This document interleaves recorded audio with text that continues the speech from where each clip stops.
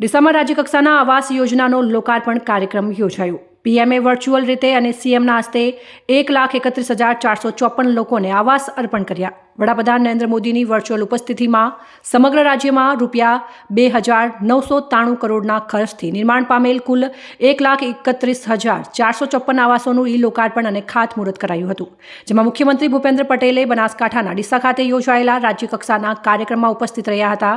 પ્રધાનમંત્રી આવાસ યોજનાના લાભાર્થીઓ સાથે વર્ચ્યુઅલ સંવાદ સાધ્યા બાદ પોતાના સંબોધનમાં જણાવ્યું હતું કે મોદીજીએ સરકારી તિજોરીનો ખજાનો ગરીબો માટે ખોલી દીધો છે। સરકારની ગરીબ કલ્યાણની દરેક યોજનાના સૌથી મોટા લાભાર્થીઓ દલિત, ઓબીસી અને આદિવાસી પરિવારો છે।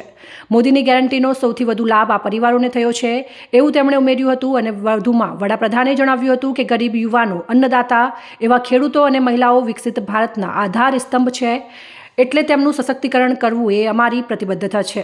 આ પ્રસંગે મુખ્યમંત્રી ભૂપેન્દ્ર પટેલે જણાવ્યું હતું કે આજે રાજ્યના લાખો પરિવારોના ઘરે લાપસીના આંધણ મુકાશે। તે ખુશીની વાત છે। લાખો પરિવારો પોતાનો ગૃહપ્રવેશ ઉજવી રહ્યા છે। આ એક ઐતિહાસિક ઘટનાના પ્રેરણા સ્ત્રોત વડાપ્રધાન નરેન્દ્ર મોદીજી છે એવું તેમણે ઉમેર્યું હતું।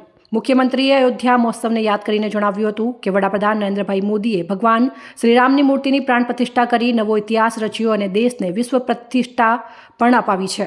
વધુમાં મુખ્યમંત્રીએ ઉમેર્યું કે વડાપ્રધાન નરેન્દ્ર મોદીએ ગરીબ અને વંચિત લોકોની ચિંતા કરે છે અને સરકારી યોજનાઓના લાભ છેવાડાના લોકો સુધી પહોંચાડીને રામ રાજ્યની કલ્પનાને વર્તમાન યુગમાં પ્રસ્થાપિત કરી છે।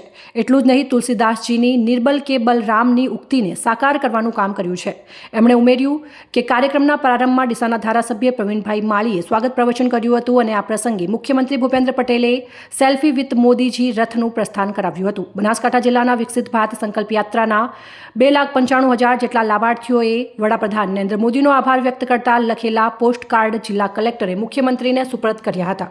આ પ્રસંગે પૂર્વ કેન્દ્રીય મંત્રી હરિભાઈ ચૌધરી, પૂર્વ મંત્રી કીર્તિસિંહ વાઘેલા, પૂર્વ મંત્રી હરજીવનભાઈ પટેલ, સ્થાનિક ધારાસભ્યો સર્વ કેસાજી ચૌહાણ, અનિકેતભાઈ ઠાકર, માવજીભાઈ દેસાઈ, રાજકીય અગ્રણી જયંતિભાઈ કવાડિયા, મુખ્ય સચિવ શ્રી રાજકુમાર, ગ્રામ્ય વિકાસ કમિશનર મનીષા ચંદ્રા, શહેરી વિકાસ અને ગૃહ નિર્માણ સચિવ આરજી ગોહિલ, કલેક્ટર વરુણકુમાર બનરવાલ, જિલ્લા વિકાસ અધિકારી એમજે દવે, પોલીસ અધિક્ષક અક્ષયરાજ મકવાણા સહિત અધિકારીઓ, પદાધિકારીઓ અને વિશાળ જનમેદની ઉમટી પડી હતી। આવાસ અર્પણના આ ઐતિહાસિક કાર્યક્રમમાં રાજ્યના તમામ 182 વિધાનસભા ક્ષેત્રો સહભાગી થયા હતા।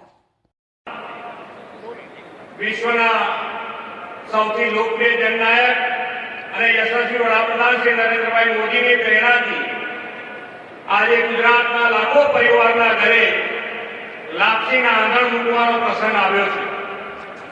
એક સાથે એક જ સમયે 1,32,000 થી વધુ આવાસોના લોકાર્પણ અને ખાતમુહૂર્ત એ ઐતિહાસિક ઘટના છે અને તેના પ્રેરણા સ્ત્રોત છે આપણા આદરણીય શ્રી મોદી સાહેબ।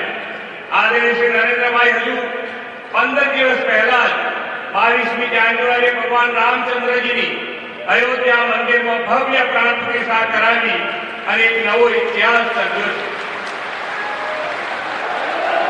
ગુજરાતના અનોખા પુત્ર અને વડાપ્રધાનશ્રીએ આ નવા ઇતિહાસ થકી ભારતને વિશ્વ પ્રતિષ્ઠા અપાવી છે।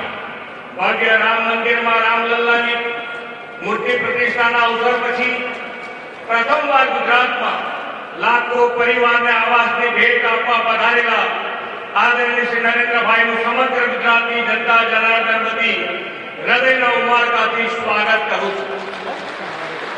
વડાપ્રધાન શ્રી રામચંદ્રજીની મૂર્તિની પ્રાણ પ્રતિષ્ઠાને દીપાવલીની જેવા ઉમંગ અવસર તરીકે ઉજવવા કરેલી અપીલને આવકારતા 22મી જાન્યુઆરીએ દેશભરમાં લોકોએ દીપમાળા પ્રગટાવી ભગવાન રામચંદ્રજીની પ્રાણ પ્રતિષ્ઠાને દીપોત્સવ તરીકે મનાવી હતી।